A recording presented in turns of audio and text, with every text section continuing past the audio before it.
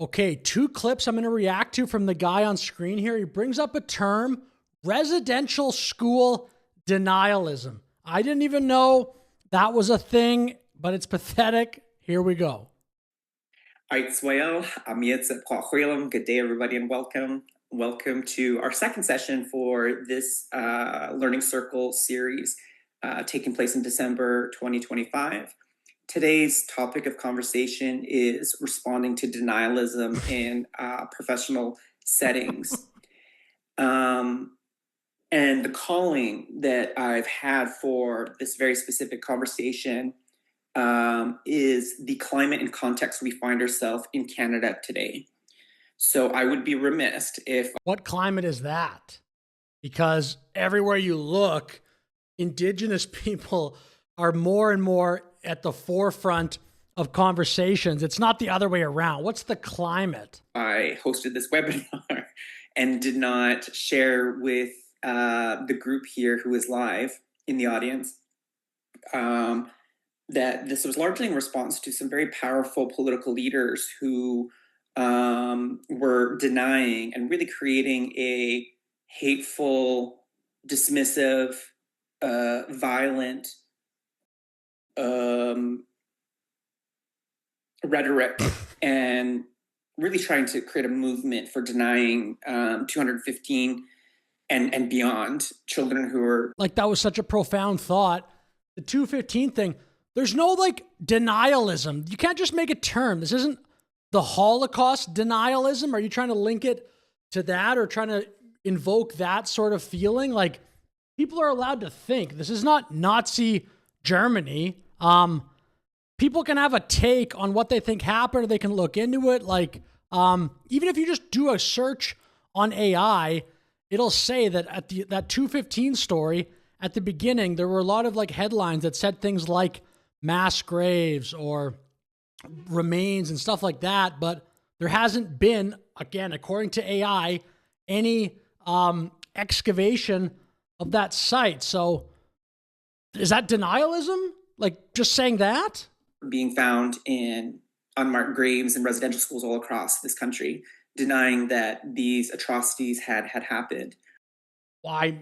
I don't understand that, because like what I just said, you can just find what I said on AI. Like, is AI a residential school denier? I don't think anyone is saying the residential schools were amazing. And again, I'm not even claiming at all to be an expert on this topic, but I certainly oppose to the use of the phrase residential school denialism, or whatever he said word for word. Like, people are allowed to think. This is another clip here. At the end of the day, and I know that, so many of you represent, local universities, colleges, health authorities, nonprofit organizations, for-profit organizations, private corporations. It's important to know that denialism is a workplace safety issue. It's a workplace safety issue. You don't need to be an expert in racism to talk about racism, because racism is a workplace safety issue. And whose job is it to be safe in the workplace? All of ours. It's all of our jobs to be safe in the workplace. So should you encounter denial... This just sounds like someone that wants control.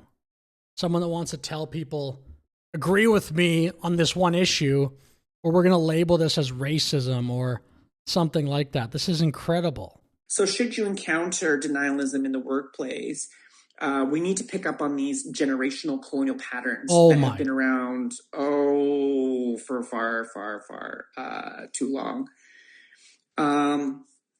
The harms that result. Is anyone at their workplace just walking around saying, like, I don't really think I believe the story that happened at the Kamloops residential school? Who's saying that? And is that a safety concern? Like, is there just everywhere in workplace at the break room, people are sitting there plotting like, you know what? I don't believe a lot of the stuff that happened at these residents.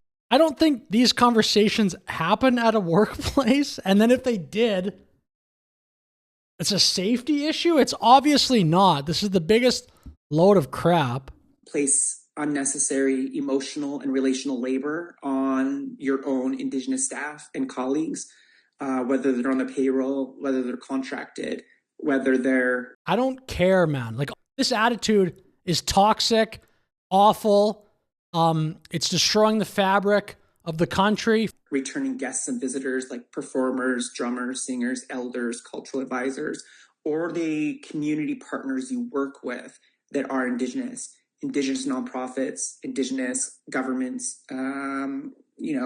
It has this ripple effect of harm. It will erode the trust with Indigenous communities. It stalls reconciliation commitments, and it increases moral injury for staff trying to do the right thing. Dude, that's the biggest load of crap I've probably heard all month on the internet. Denialism is a workplace safety concern.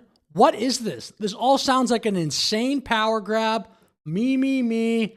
Don't hurt my feelings, or you're racist, or you're a denialist, or what again, who's even talking about this in a traditional workplace? And if you are, get over it. Anyway, with that said, I'll finish the video. That was just a stupid thing to cover.